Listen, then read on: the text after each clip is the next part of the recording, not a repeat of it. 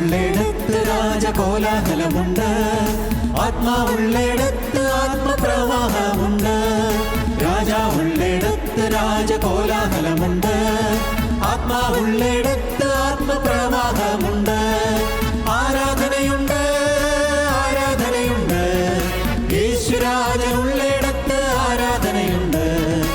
ആരാധനയുണ്ട്, ആരാധനയുണ്ട്, ആത്മാവിന്റെ ആരാധനയുണ്ട്.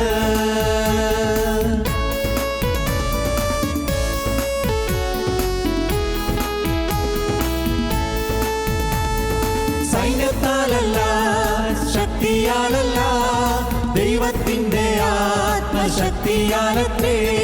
സൈന്യത്താലല്ല, ശക്തിയാലല്ല, ദൈവത്തിന്റെ ആത്മശക്തിയാലത്രേ.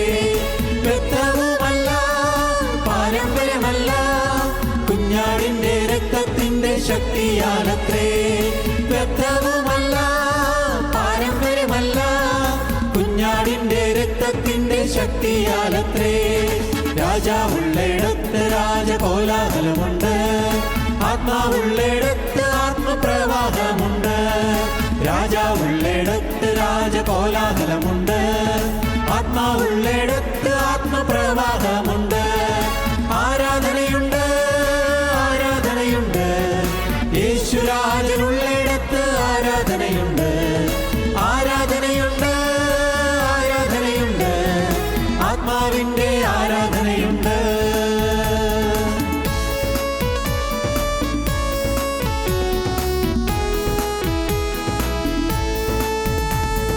മഹത്വത്തിനും സ്തോത്രത്തിനും സർവബഹുമാനത്തിനും യോഗ്യനായവൻ. മഹത്വത്തിനും സ്തോത്രത്തിനും സർവബഹുമാനത്തിനും യോഗ്യനായവൻ. യഹൂദാഗോത്രത്തിൻ സിംഹമായവൻ, രാജാധിരാജൻ, കർത്താധികർത്തൻ. യഹൂദാഗോത്രത്തിൻ സിംഹമായവൻ, രാജാധിരാജൻ, കർത്താധികർത്തൻ. രാജാവുള്ളിടത്ത് രാജകോലാഹലമുണ്ട്, ആത്മാവുള്ളിടത്ത് ആത്മപ്രവാഹമുണ്ട്. രാജാവുള്ളിടത്ത് രാജകോലാഹലമുണ്ട്, ആത്മാവുള്ളിടത്ത് ആത്മപ്രവാഹമുണ്ട്. ആരാധനയുണ്ട്, ആരാധനയുണ്ട്, യേശുരാജനുള്ളിടത്ത് ആരാധനയുണ്ട്. ആരാധനയുണ്ട്, ആരാധനയുണ്ട്, ആത്മാവിന്റെ ആരാധനയുണ്ട്. ഞങ്ങളും ക്രൂശിക്കപ്പെട്ട ക്രിസ്തുവിനെ പ്രസംഗിക്കുന്നു. സ്തോത്രം. വായിക്കാം. റോമർക്കെഴുതിയ ലേഖനം 6-ാം അധ്യായം 16-ാം വാക്യം മുതൽ വായിക്കാം. നിങ്ങൾ ദാസന്മാരായി അനുസരിപ്പാൻ നിങ്ങളെ തന്നെ സമർപ്പിക്കുകയും നിങ്ങൾ അനുസരിച്ച് പോരുകയും ചെയ്യുന്നവന് ദാസന്മാർ ആകുന്നു എന്ന് അറിയുന്നില്ലയോ? ഒന്നുകിൽ മരണത്തിനായി പാപത്തിന്റെ ദാസന്മാർ, ഒന്നുകിൽ മരണത്തിനായി പാപത്തിന്റെ ദാസന്മാർ, അല്ലെങ്കിൽ നീതിക്കായി അനുസരണത്തിന്റെ ദാസന്മാർ തന്നെ. അല്ലെങ്കിൽ നീതിക്കായി അനുസരണത്തിന്റെ ദാസന്മാർ തന്നെ. എന്നാൽ നിങ്ങൾ പാപത്തിന്റെ ദാസന്മാർ ആയിരുന്നുവെങ്കിലും നിങ്ങളെ പഠിപ്പിച്ച ഉപദേശ രൂപത്തെ ഹൃദയപൂർവ്വം അനുസരിച്ച് പാപത്തിൽ നിന്ന് സ്വാതന്ത്ര്യം ലഭിച്ച് നീതിക്ക് ദാസന്മാരായി തീർന്നതുകൊണ്ട് ദൈവത്തിന് സ്തോത്രം. നിങ്ങൾ പാപത്തിന്റെ ദാസന്മാരായിരുന്നു, പക്ഷേ പാപത്തിന്റെ ദാസത്തിൽ സ്വാതന്ത്ര്യം പ്രാപിച്ചു. നീതിക്ക് ദാസന്മാരായി തീർന്നതുകൊണ്ട് ദൈവത്തിന് സ്തോത്രം. നിങ്ങളുടെ ജഡത്തിന്റെ ബലഹീനത നിമിത്തം ഞാൻ മാനുഷ്യ രീതിയിൽ പറയുന്നു, നിങ്ങളുടെ അവയവങ്ങളെ അധർമ്മത്തിനായി അശുദ്ധിക്കും അധർമ്മത്തിനും അടിമകളാക്കി സമർപ്പിച്ചതുപോലെ ഇപ്പോൾ നിങ്ങളുടെ അവയവങ്ങളെ വിശുദ്ധീകരണത്തിനായി നീതിക്ക് അടിമകളാക്കി സമർപ്പിപ്പീൻ. ഒരു കാലത്ത് നിങ്ങൾ പാപത്തിനും അശുദ്ധിക്കും അധർമ്മത്തിനും നിങ്ങൾ അടിമകളായിരുന്നു. ഇപ്പോൾ നിങ്ങളുടെ അവയവങ്ങളെ നിങ്ങൾ വിശുദ്ധിക്ക് അടിമകളാക്കി സമർപ്പിപ്പീൻ. നിങ്ങൾ പാപത്തിന് ദാസന്മാരായിരുന്നപ്പോൾ നീതിയെ സംബന്ധിച്ച് സ്വതന്ത്രരായിരുന്നുവല്ലോ. നിങ്ങൾക്ക് അന്ന് എന്തോരു ഫലമുണ്ടായിരുന്നു. ഇപ്പോൾ നിങ്ങൾക്ക് ലജ്ജ തോന്നുന്നത് തന്നെ. പഴയ കാലം ഓർക്കുമ്പോൾ, പാപത്തിൻ്റെയും അധർമ്മത്തിൻ്റെയും അടിമയായി ജീവിച്ച കാലം ഓർക്കുമ്പോൾ ഇപ്പോൾ ലജ്ജ തോന്നുന്നു. അതിൻ്റെ അവസാനം മരണമല്ലോ. അതുകൊണ്ട് അങ്ങനെ ജീവിച്ചിരുന്നെങ്കിൽ അതിൻ്റെ അവസാനം മരണമാണ്, ആത്മീയ മരണമാണ്. എന്നാൽ ഇപ്പോൾ പാപത്തിൽ നിന്ന് സ്വാതന്ത്ര്യം പ്രാപിച്ച്, ഭാഗ്യം, ഇപ്പോൾ നിങ്ങൾക്ക് പാപത്തിൽ നിന്ന് സ്വാതന്ത്ര്യം ലഭിച്ചു. പാപത്തിൽ നിന്ന് സ്വാതന്ത്ര്യം പ്രാപിച്ച് ദൈവത്തിന് ദാസന്മാരായിരിക്കിയാൽ ദൈവത്തിന് ദാസന്മാരായി തീർന്നിരിക്കുന്നു. അതുകൊണ്ട് നിങ്ങൾക്ക് ലഭിക്കുന്ന ഫലം വിശുദ്ധീകരണവും അതിന്റെ അന്തം നിത്യജീവനുമാകുന്നു. സ്തോത്രം. നിങ്ങൾക്ക് ലഭിക്കുന്ന ഫലം വിശുദ്ധീകരണവും അതിൻ്റെ അവസാനം നിത്യജീവനുമാകുന്നു. പാപത്തിന്റെ ശമ്പളം മരണമത്രേ, ദൈവത്തിന്റെ കൃപാവരമോ നമ്മുടെ കർത്താവായ യേശുക്രിസ്തുവിൽ നിത്യജീവൻ തന്നെ. ദൈവത്തിന് സ്തോത്രം. സ്വാതന്ത്ര്യം, ദൈവത്തിൻ്റെ വാഗ്ദത്തങ്ങൾ എന്നുള്ളതാണ് നമ്മുടെ ചിന്താ വിഷയം. വാഗ്ദത്തം, സ്വാതന്ത്ര്യം വാഗ്ദത്തം ചെയ്യുന്നു, നിത്യജീവൻ വാഗ്ദത്തം ചെയ്യുന്നു. രണ്ടാമത് സ്വാതന്ത്ര്യം വാഗ്ദത്തം ചെയ്യുന്നു. എന്തിൽ നിന്നെല്ലാം സ്വാതന്ത്ര്യം? പാപത്തിൽ നിന്ന് സ്വാതന്ത്ര്യം, അധർമ്മത്തിൽ നിന്ന് സ്വാതന്ത്ര്യം, പിശാചിൽ നിന്ന് സ്വാതന്ത്ര്യം, ഭൂതാത്മാക്കളിൽ നിന്ന് സ്വാതന്ത്ര്യം, ദൈവത്തിൻ്റെ കൃപയാൽ ശാപത്തിൽ നിന്ന് സ്വാതന്ത്ര്യം. സ്തോത്രം. അനേകം ജീവിതത്തിൽ അരുതാത്തതായ കാര്യങ്ങളിൽ നിന്നെല്ലാം സ്വാതന്ത്ര്യം കിട്ടുന്നു. ദൈവത്തിന് സ്തോത്രം. ദൈവം നമുക്ക് തന്നു കഴിഞ്ഞിരിക്കുകയാണ്. ക്രിസ്തു ക്രൂശിൽ മരിച്ചത് മൂലം അത് നമുക്ക് ലഭിച്ചിരിക്കുകയാണ്. നാം വാസ്തവത്തിൽ പാരവശ്യപ്പെടേണ്ട ആവശ്യമില്ല, നിരാശപ്പെടേണ്ട ആവശ്യമില്ല. അയ്യോ പാവം എന്നെ വിഴുങ്ങുന്നല്ലോ, പാവം മാറുന്നില്ലല്ലോ, പാവചിന്ത മാറുന്നില്ലല്ലോ, പാവത്തിൻ്റെ ആഗ്രഹം മാറുന്നില്ലല്ലോ എന്ന് പറഞ്ഞ് നിരാശപ്പെട്ടിരിക്കേണ്ട കാര്യമില്ല. കാരണം ക്രിസ്തു ഒരിക്കലായി നമുക്ക് സ്വാതന്ത്ര്യം തന്നു കഴിഞ്ഞിരിക്കുന്നു. ക്രിസ്തു ക്രൂശിൽ മരിച്ചതിനാൽ, ക്രൂശിൽ ആണികളാൽ ബന്ധിതനായതിനാൽ നമുക്ക് പാപത്തിൽ സ്വാതന്ത്ര്യം തന്നിരിക്കുന്നു. ഇതൊരു ഒരിക്കലായി നടന്ന വസ്തുതയാണ്. അത് വിശ്വസിച്ച് അംഗീകരിക്കുക എന്നുള്ളത് മാത്രമേ ആവശ്യമുള്ളൂ. റോമലേഖനം 3-ാം അധ്യായം 24-ാം വാക്യം വായിക്കുമ്പോൾ കാണാം, കർത്താവായ യേശു ക്രിസ്തു നമുക്ക് വേണ്ടി പ്രായശ്ചിത്തമായി തീർന്നു എന്ന്. ഒരു വ്യത്യാസവുമില്ല. എല്ലാവരും പാപം ചെയ്തു, ദൈവ തേജസ് ഇല്ലാത്തവരായി തീർന്നു. അവൻ്റെ കൃപയാൽ ക്രിസ്തു യേശുവിലെ വീണ്ടെടുപ്പ് മൂലം സൗജന്യമായി ഇത്രയും നീതീകരിക്കപ്പെടുന്നത്. സൗജന്യമായ നീതീകരണമാണ്, സൗജന്യമായി തരുന്നതാണ്. നമ്മുടെ ഏതെങ്കിലും നല്ല പ്രവൃത്തി കണ്ടിട്ടല്ല, സൽപ്രവൃത്തി കണ്ടിട്ടല്ല. മനസ്സിലാക്കാൻ നിങ്ങൾക്ക് പ്രയാസമുണ്ടോ? മനസ്സിലാക്കാവുന്ന കാര്യമേ ഉള്ളൂ. നമ്മളൊന്നും ചെയ്തിട്ട് രക്ഷപ്പെടുകയില്ല. എന്തെല്ലാം നന്മ പ്രവൃത്തി ചെയ്താലും രക്ഷപ്പെടുകയില്ല, പുണ്യപ്രവൃത്തി ചെയ്താലും രക്ഷപ്പെടുകയില്ല, എന്തെല്ലാം നല്ല കാര്യങ്ങൾ ചെയ്താലും രക്ഷപ്പെടുകയില്ല. ദൈവത്തിൻ്റെ കൃപ, ദൈവത്തിൻ്റെ ദാനം മാത്രം, സൗജന്യദാനം, സൗജന്യമാണ്. ഇന്ന് ഈ വാക്കുകൾ കേട്ടുകൊണ്ട് നിങ്ങളിവിടെ ഇരിക്കുന്നവർ മാത്രമല്ല, ദൂരദേശങ്ങളിൽ ഇന്ന് കേൾക്കുന്നവരെല്ലാവരും ഒരു കാര്യം വ്യക്തമായിട്ട് മനസ്സിലാക്കുക. പ്രിയപ്പെട്ടവരെ, ദൈവം സൗജന്യമായി ഈ രക്ഷ നമുക്ക് തന്നിരിക്കുകയാണ്. അതെനിക്ക് ലഭിച്ചു എന്ന് നിങ്ങൾ വിശ്വസിക്കണം. അത് ലഭിച്ചു എന്ന് വിശ്വസിക്കുമ്പോഴാണ് നിങ്ങൾക്ക് ദൈവത്തോട് സ്നേഹം വരുന്നത്, ക്രിസ്തുവിനോട് സ്നേഹം വരുന്നത്. ക്രിസ്തുവിനുള്ള സ്നേഹം കൊണ്ട് മാത്രമേ പാപത്തെ ജയിക്കാൻ സാധിക്കുകയുള്ളൂ. നിങ്ങൾ പാപത്തോട് എത്ര പോരാടിയാലും ജയിക്കുകയില്ല. പാപത്തോട് പോരാടിക്കൊണ്ടിരിക്കുന്നു, അയ്യോ ഇത് വരുന്നു നിരാശപ്പെട്ടുകൊണ്ടിരിക്കുന്നു, പിന്നെയും തീരുമാനമെടുക്കുന്നു, പക്ഷെ പിന്നെയും വീഴുന്നു, പിന്നെയും നിരാശ വരുന്നു. ഇങ്ങനെ മുന്നോട്ട് പോകേണ്ടതല്ല നമ്മുടെ ജീവിതം. നമ്മുടെ ജീവിതം പൂർണ്ണ സ്വാതന്ത്ര്യമായിട്ട് ജീവിക്കാവുന്ന ജീവിതമാണ്. അതുകൊണ്ട് നമ്മുടെ ജീവിതത്തിൽ നാം സൗജന്യമായി തരുന്ന കൃപ നാം കൈനീട്ടി വാങ്ങുകയാണ് വേണ്ടത്. വേറെ ഒന്നും വേണ്ട, നിങ്ങളൊന്നും ചെയ്യണ്ട, ഒരു പുണ്യപ്രവൃത്തിയും ചെയ്യേണ്ടെന്നല്ല, അതല്ല രക്ഷയ്ക്ക് ആവശ്യം. ഒറ്റയ്ക്കൊരു കാര്യം മാത്രം, നിങ്ങളുടെ ജീവിതത്തിൽ വന്നുപോയ പാപങ്ങൾ എന്തെല്ലാം ഉണ്ടെങ്കിലും എല്ലാം കർത്താവ് ക്ഷമിച്ചു എന്ന് നിങ്ങൾ വിശ്വസിക്കുകയും, കർത്താവെ ക്രൂശിൽ മരിച്ചതിൻ്റെ ആ പുണ്യ രക്തത്താൽ കർത്താവെ എൻ്റെ പാപങ്ങളെല്ലാം കഴുകപ്പെട്ടെന്ന് വിശ്വസിക്കുകയും ഇനി ഞാനൊരു പുതിയ മനുഷ്യനായി തീരുകയും ചെയ്യുമെന്നുള്ള ഒരു ദൃഢമായ പ്രതിജ്ഞ നിങ്ങൾക്ക് വന്നു കഴിഞ്ഞാൽ തീർച്ചയായിട്ടും നിങ്ങളെ പിന്നെ പാപം അലട്ടുകയില്ല, പിശാച് അരികത്ത് വരികയുമില്ല. ദൈവത്തിന് സ്തോത്രം. ഇന്ന് പാപത്തിൻ്റെ ദാസ്യത്തിൽ നിന്ന് സ്വാതന്ത്ര്യം പ്രാപിച്ചു, ക്രിസ്തുവിൻ്റെ ദാസ്യത്തിലേക്ക് നാം വരികയാണ്. ക്രിസ്തു വരുന്ന സ്വാതന്ത്ര്യം നേടുകയാണ്. മരുഭൂമിയിൽ കൂടി പോകുന്ന ജനത്തിന് അഗ്നിസർപ്പത്തിൻ്റെ കടിയേറ്റ് ഓരോരുത്തരായി മരിച്ചുകൊണ്ടിരിക്കുന്നു. അഗ്നിസർപ്പം അന്ന് ഇസ്രായേൽക്കാർ മരുഭൂമി യാത്ര ചെയ്യുന്ന സമയത്ത് തീ പോലെ ഇങ്ങനെ പാളിപ്പോകുന്ന പാമ്പുകൾ ഓരോരുത്തരെയും കടിക്കുന്നു.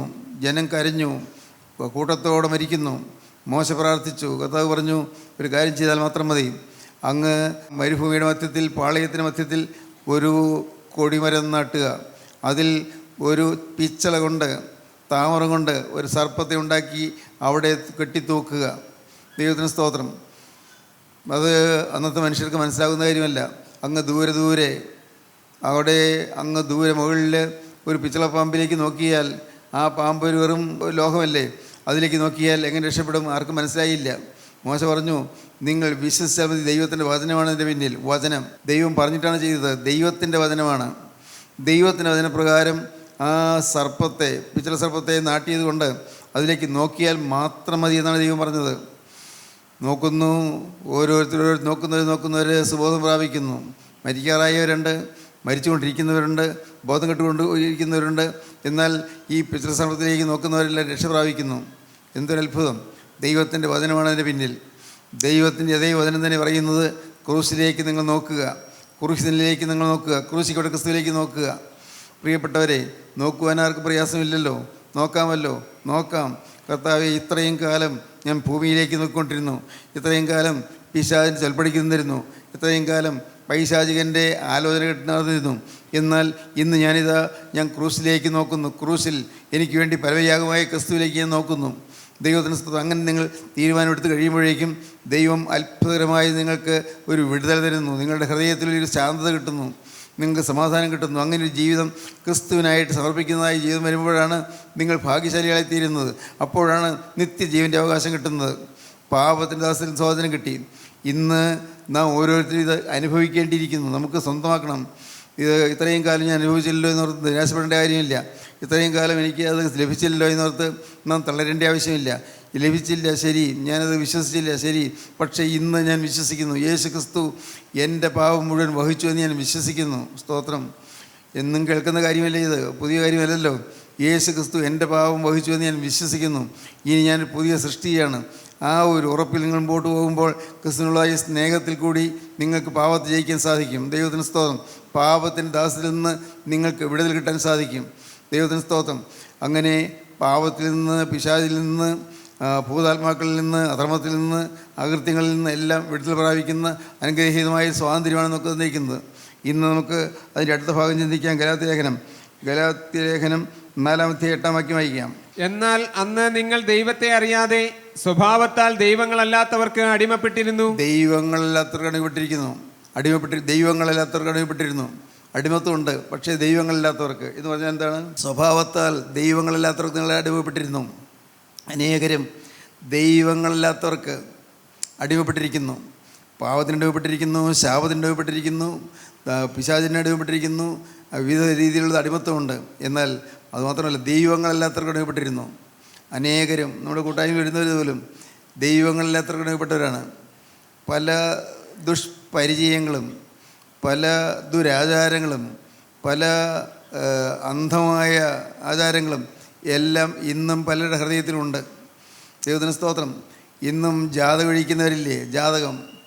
ഇന്നും ജ്യോത്സ്യനെടുക്കുന്ന ജാതകം ഒഴിക്കുന്നവരില്ലേ? ഇന്നും രാഹുകാലം നോക്കുന്നവരില്ലേ? ഇന്നും ലക്ഷണം നോക്കുന്നവരില്ലേ? ഇന്നും വാരഫലം നോക്കുന്നവരില്ലേ? ഇന്നും കൈരേഖ നോക്കുന്നവരില്ലേ? ഒരുപക്ഷെ അധികം പേര് കാണുകയായിരിക്കില്ല, നമ്മുടെ കൂട്ടായ്മയിൽ വരുന്നില്ല, അധികം പേര് കാണുകയായിരിക്കില്ല. എങ്കിലും ഉണ്ട്. ഇന്നും പലതും നമ്മുടെ ഹൃദയത്തിൻ്റെ ഇടയിൽ അടിഞ്ഞുകൂടി കിടക്കുന്ന ചില ദുർവാസനകളാണ്. അവയെല്ലാം പല ദുരാചാരങ്ങളും, പല അരുതാത്തതായ കർമ്മ പരിപാടികളും ഇന്ന് നമ്മുടെ ജീവിതത്തിലുണ്ട്. നിങ്ങൾക്ക് നോക്കിയാൽ കാണാൻ പറ്റും. നിങ്ങൾക്കറിയാം. നിങ്ങളുടെ ജീവിതത്തിലേക്ക് നോക്കിയാൽ മതി. ശകുനം നോക്കുക. അതൊക്കെ ഇന്ന് വളരെ താണ നിലവാരമാണ്. അതൊന്നും അല്പം ബോധമുള്ളവരാരും ചെയ്യുന്നതല്ല. എവിടെയെങ്കിലും പോകുമ്പോൾ നല്ല ശകുനം കാണുക, അല്ലെങ്കിൽ തിരിച്ച് വീട്ടിൽ വന്നിട്ട് ഒന്നുകൂടെ ഇറങ്ങി പോകുക എന്നൊക്കെ പറയുന്നതൊക്കെ എത്രയോ വേണ്ടാത്തതായ കാര്യങ്ങളാണ്. വിവാഹത്തിന് മണവാളിൻ്റെ മണവാട്ടി വരുമ്പോൾ എതിരേൽക്കാൻ ഒരു കുട പിടിച്ചുകൊണ്ട് ഒരു പഴയ കാലത്തെ ഒരു പഴയ പിച്ചാത്തി എളിയിൽ തിരികൊണ്ട് അങ്ങനെ ചെന്ന് മണവാട്ടിയും കൂട്ടിക്കൊണ്ട് വരുന്നതായ രീതികളും ഇതെല്ലാം, ഈ സമ്പ്രദായങ്ങളെല്ലാം വെറും വിഡ്ഢിത്തമാണ്, മൂഢത്വമാണ്. നമ്മുടെ ഈ നാടുകളിലൊക്കെ അതുള്ളൂ. മറ്റു പല നാടുകളിലും അങ്ങനെയൊന്നുമില്ല. പ്രത്യേകിച്ചും നമ്മുടെ നാടുകളിലുള്ള ആളുകൾക്ക് ഇതെല്ലാം തെറ്റാണെന്ന് പോലും അറിയാൻ പാടില്ല. തെറ്റായ ചില പരിചയങ്ങൾ, തെറ്റായ ചില ശീലങ്ങൾ, തെറ്റായ ചില വാസനകൾ അത് ഇന്നും നിലനിൽക്കുന്നു. ദൈവത്തിന് സ്തോത്രം. ദൈവത്തിന് അതിനെ വ്യക്തമായി പറയുന്നു. ഇതെല്ലാം കേട്ടിട്ടും പലർക്കും മനസ്സിലാകുന്നില്ല. നമുക്ക് വായിക്കാം. ലേവ്യ പുസ്തകം 19-ാം അധ്യായത്തിൽ 26-ാം വാക്യം മുതൽ വായിക്കാം. രക്തത്തോടു കൂടിയുള്ളത് തിന്നരുത്. ആഭിചാരം ചെയ്യരുത്. മന്ത്രവാദം ചെയ്യരുത്. ആഭിചാരം ചെയ്യരുത്. മന്ത്രവാദം, ക്ഷുദ്രപ്രയോഗം, ആഭിചാരം ചെയ്യരുത്. മുഹൂർത്തം നോക്കരുത്. നിങ്ങളുടെ തലമുടി ചുറ്റും വിളുമ്പ് വടിക്കരുത്. താടിയുടെ അറ്റം വിരൂപമാക്കരുത്. മരിച്ചവന് വേണ്ടി ശരീരത്തിൽ മുറിവുണ്ടാക്കരുത്. മെയ്മേൽ പച്ച കുത്തരുത്. പ്രിയപ്പെട്ടവരെ, ഇന്ന് ഇതുപോലുള്ളതായ വൃത്തികേടുകൾ എന്തെല്ലാമാണ് നടന്നുകൊണ്ടിരിക്കുന്നത്. ആരും അതെല്ലാം ദോഷമാണെന്ന് അറിയുന്നില്ല. ദൈവത്തിന് സ്തോത്രം. ഇതിൻ്റെ എല്ലാം പിന്നിൽ പിശാചിൻ്റെ ഒരു സ്വാധീനം ഉണ്ടായെന്ന് പലരും മനസ്സിലാക്കുന്നില്ല. മുഹൂർത്തം നോക്കുക, ശകുനം നോക്കുക, താടിയുടെ ചുറ്റും വിളിമ്പ് പിടിക്കുക, ഫാഷന് വേണ്ടി എന്തെല്ലാം കാര്യങ്ങളാണ് തലമുടിയിൽ ചെയ്തുകൊണ്ടിരിക്കുന്നത്. ഫാഷൻ ഭ്രമം. ഇന്ന് അനേകം ആളുകൾക്ക്, പ്രത്യേകിച്ച് ചെറുപ്പക്കാർക്ക് ഫാഷൻ ഭ്രമം വന്നിരിക്കുകയാണ്. ഇത് സമൂഹത്തിൽ ഫാഷനോട് നടക്കണമെന്നൊക്കെയാണ് ചിന്ത. മറ്റാരും ചെയ്യാത്തതുപോലൊക്കെ ചെയ്താൽ വലിയൊരു മേന്മയാണെന്നാണ് ധരിക്കുന്നത്, വലിയൊരു ആഡംബരമാണെന്ന് ധരിക്കുന്നത്. തെറ്റായ ചിന്താഗതികളാണ്. ദൈവത്തിന് സ്തോത്രം. പിന്നെ താടിയേറ്റം വിരൂപമാക്കുക. ഇന്ന് പല ചെറുപ്പക്കാരും താടിയേറ്റം, ഇവിടെ ഈ തടിയുടെ ഈ ഭാഗത്ത് അവിടെ മാത്രം കുറച്ച് താടി രോഗം നിർത്തും, ബാക്കിയെല്ലാം നല്ലപോലെ ഷേവ് ചെയ്ത് കളയും. അതെല്ലാം ഒരു ഭംഗിയാണെന്ന് വിചാരിക്കുന്നത്. എല്ലാം ഇതൊക്കെ കേൾക്കുമ്പോൾ നിങ്ങൾക്ക് തോന്നും ഇതൊക്കെ സാധിക്കുന്ന കാര്യമാണ്, ഇന്നത്തെ ലോകത്തിനനുസരിച്ച് ജീവിക്കേണ്ടതെന്ന് തോന്നും. പ്രിയപ്പെട്ടവരെ, ഇതെല്ലാം ദൈവം വെറുക്കുന്നതാണ്. വ്യക്തമായി കർത്താവ് പറഞ്ഞിട്ടുണ്ട്, താടിയേറ്റം വിരൂപമാക്കരുത്. ദൈവത്തിന് സ്തോത്രം.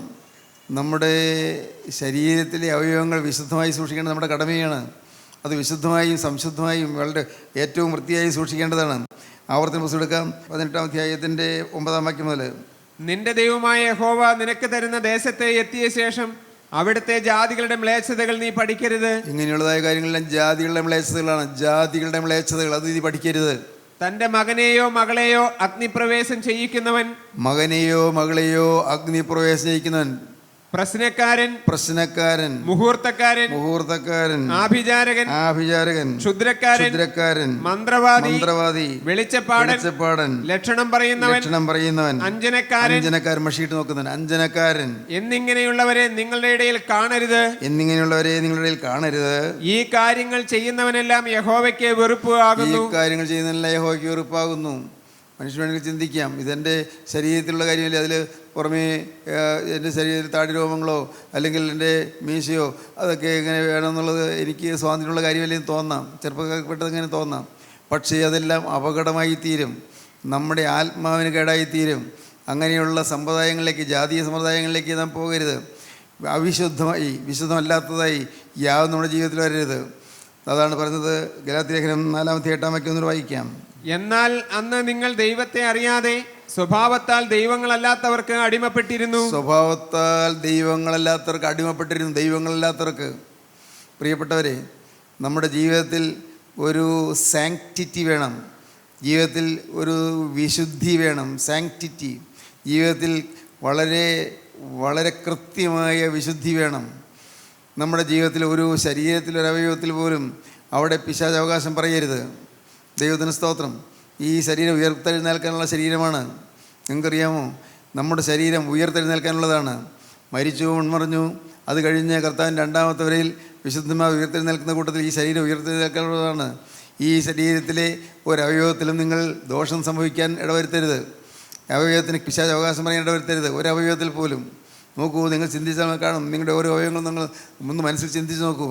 ഇന്ന് പിശാച് അവകാശം പറയുന്നത് എന്തെല്ലാമാണ് നിങ്ങളുടെ ഓരോ അവയവങ്ങളിലുള്ളത്. നാവിൽ, സംസാരത്തിൽ ഒരു നിയന്ത്രണമില്ലാത്ത സംസാരങ്ങൾ, കരുതലില്ലാത്ത സംസാരങ്ങൾ, മറ്റുള്ളവരെ അധിക്ഷേപിക്കുന്ന സംസാരങ്ങൾ, മറ്റുള്ളവർ തരതാഴ്ത്തുന്ന സംസാരങ്ങൾ. ഒരുപക്ഷേ തമാശ പോലെയാണ് പറയുന്നത്, പക്ഷേ അത് പൊട്ടച്ചൊല്ലും കളിവാക്കുമായി തീരുന്നു. ഇതെല്ലാം ദോഷമാണ്. വ്യാജം പറയുന്നു. നമ്മുടെ നാവ്, ഒരൊറ്റ നാവ് കൊണ്ട് തന്നെ എന്തെല്ലാം തെറ്റുകളാണ് വരുന്നത്. യാക്കോബിൻ ലേഖനം 3-ാം അധ്യായം നാം പഠിച്ചപ്പോൾ അതിനകത്ത് ഈ കാര്യങ്ങൾ പറയുന്നത് 3-ാം അധ്യായം മുഴുവൻ നാവ് കൊണ്ടുവരുന്ന പാവത്തെക്കുറിച്ചാണ് പറഞ്ഞിരിക്കുന്നത്.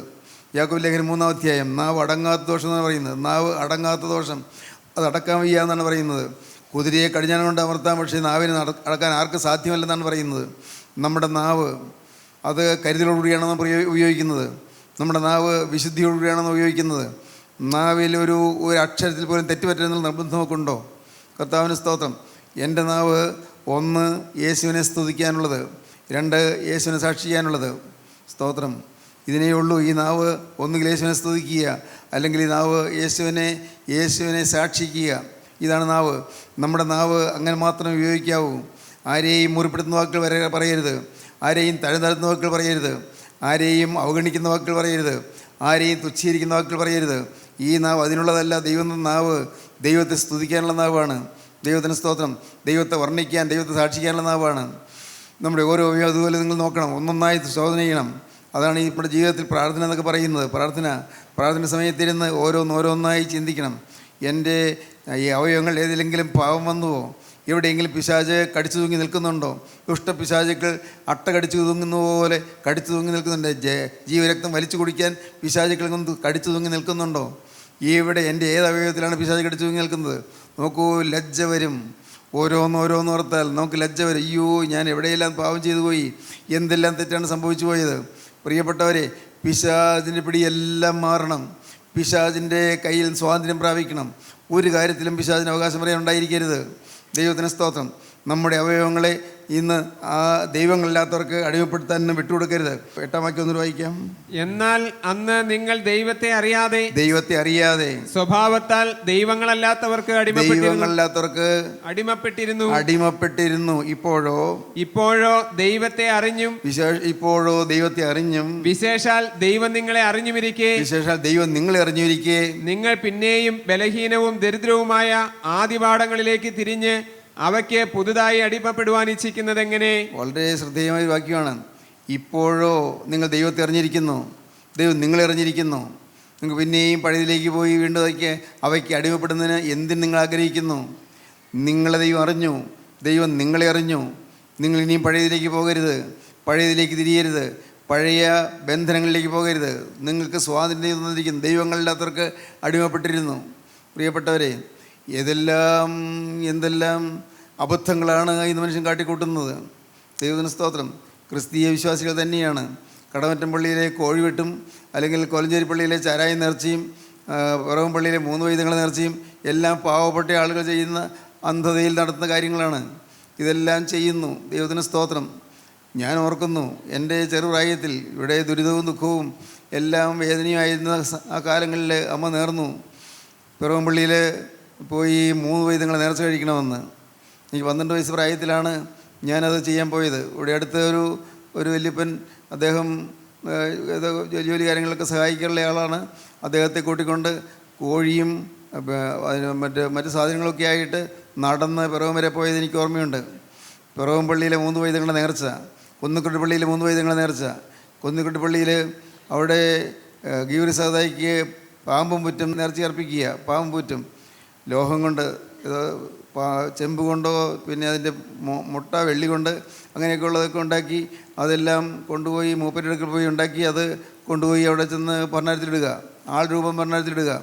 ഇതെല്ലാം വ്യർത്ഥമായ കാഴ്ചകളാണ്. ദൈവം പ്രസാദിക്കുന്നില്ലെന്ന് മാത്രമല്ല, ഇതിൽ നിന്നെല്ലാം നാം വിട്ടുമാറേണ്ടിയിരിക്കുന്നു. പ്രിയപ്പെട്ടവരെ, കേൾക്കുമ്പോൾ നിങ്ങൾക്ക് പ്രയാസം തോന്നുമെന്ന് എനിക്കറിയാൻ പാടില്ല. ചിലരെങ്കിലും ചിലപ്പോൾ തെറ്റിച്ച് വിളിക്കുന്നുണ്ടാകും. ഇതെല്ലാം പാപമാണ്, അധർമ്മമാണ്, ജാതീയ സമ്പ്രദായങ്ങളാണ്. ജാതീയ സമ്പ്രദായങ്ങളിൽ നിന്ന് മാറുക. എല്ലാറ്റിൽ നിന്നും അങ്ങനെയുള്ളതായി പിശാച് അവകാശം അറിയുന്ന എല്ലാറ്റിൽ നിന്ന് മാറുക.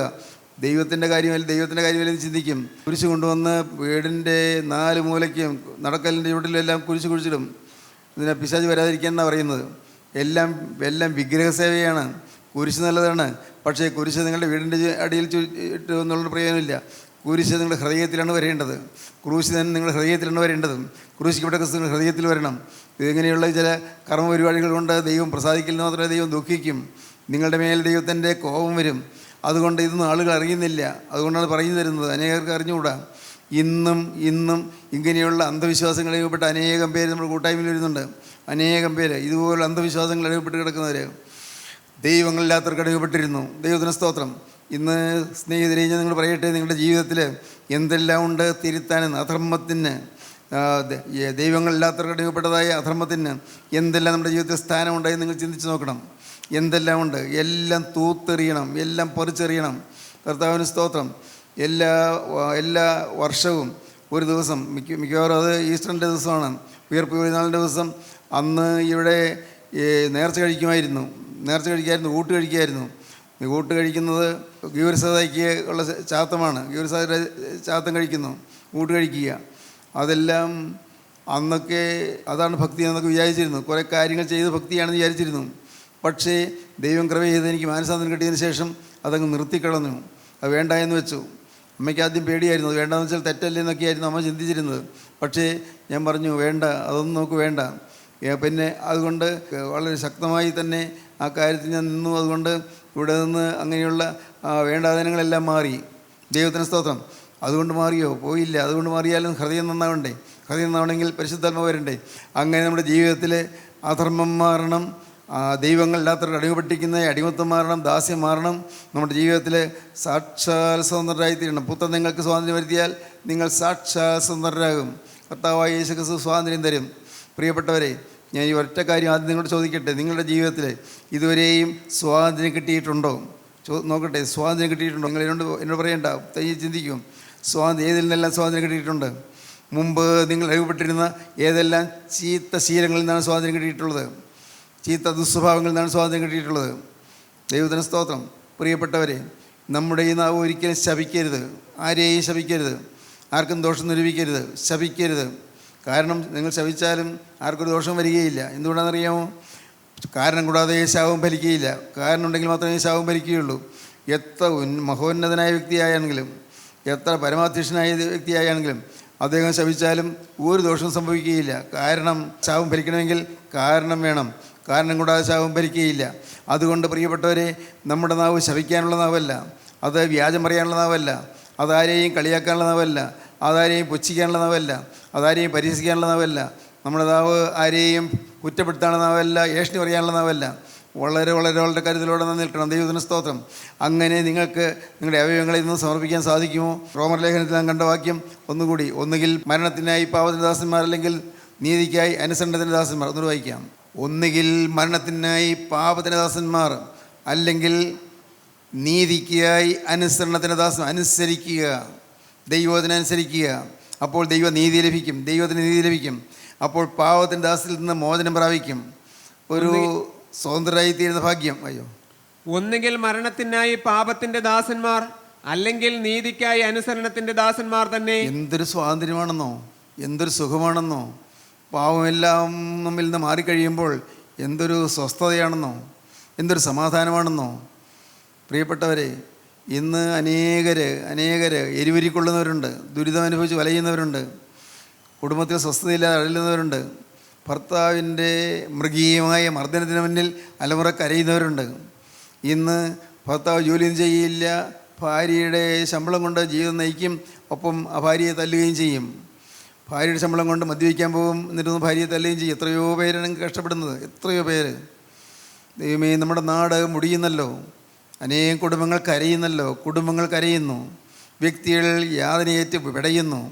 ദൈവത്തിന് സ്തോത്രം. എന്തു വേണം? ഒറ്റയ്ക്കൊരു കാര്യം മാത്രം മതി. എൻ്റെ പ്രിയ സഹോദരങ്ങളെ, നിങ്ങൾ അശുദ്ധ ശീലങ്ങളിൽ നിന്ന് മാറുക, വേണ്ടാത്ത സ്വഭാവങ്ങളിൽ നിന്ന് മാറുക. നിങ്ങൾ ക്രിസ്തുവിനെ രക്ഷകനായി സ്വീകരിച്ചുകൊണ്ട് നിങ്ങളുടെ ജീവിതം ക്രിസ്തുവിന് സമർപ്പിക്കുക. പാപത്തിൻ്റെ ദാസ്യത്തിൽ മോചനം പ്രാപിച്ച് ക്രിസ്തുവിൻ്റെ ദാസ്യത്തിലേക്ക് വരിക. അതിന് നിങ്ങൾ ഇന്നൊരു പുതിയ സമർപ്പണം എടുക്കുക, കർത്താവിൻ്റെ കരങ്ങളിലേക്ക് നിങ്ങളെ കൊടുക്കുക, കർത്താവിനോട് വാക്ക് പറയുക. കർത്താവേ, ഞാൻ ഇന്ന് എൻ്റെ ഓരോ അവയവം പ്രതിയായുള്ള ബന്ധനങ്ങൾ അഴിയുവാൻ നിൻ്റെ കരങ്ങളിലേക്ക് എന്നെ തരുന്നു. മുഴുവൻ ബന്ധനങ്ങൾ അഴിച്ച് എനിക്ക് സ്വാതന്ത്ര്യം തരണമേ എന്ന് നിങ്ങൾ പ്രാർത്ഥിക്കുക. ദൈവത്തിന് സ്തോത്രം. നമുക്ക് പ്രാർത്ഥിക്കാം. കാരുണ്യവാനായ ഞങ്ങളുടെ സ്വർഗീയ പിതാവേ, ഈ നല്ല ദിവസത്തിനായി ഞങ്ങൾ നിന്നെ സ്തുതിക്കുന്നു, ഞങ്ങൾ നിന്നെ സ്തോത്രം ചെയ്യുന്നുണ്ട്. വചനം കേട്ട ഈ മക്കളെല്ലാവരെയും അവിടുന്ന് അനുഗ്രഹിക്കണമേ കർത്താവേ. അവിടുത്തെ വചനത്താൽ ഈ മക്കളെ അവിടുന്ന് ഉണർത്തുകയും ശക്തീകരിക്കുകയും ശുദ്ധീകരിക്കുകയും ചെയ്യണമെന്ന് പ്രാർത്ഥിക്കുന്നു. എല്ലാവരെയും അവിടുത്തെ രണ്ടാമത്തവർ വേണ്ടി ഒരുക്കണമേ. യേശുക്രിസ്തുവിൻ്റെ സ്നേഹം നാമത്തിൽ പ്രാർത്ഥിക്കുന്നവരോട് കേൾക്കണമേ. ആമീൻ. ഹല്ലേലൂയ.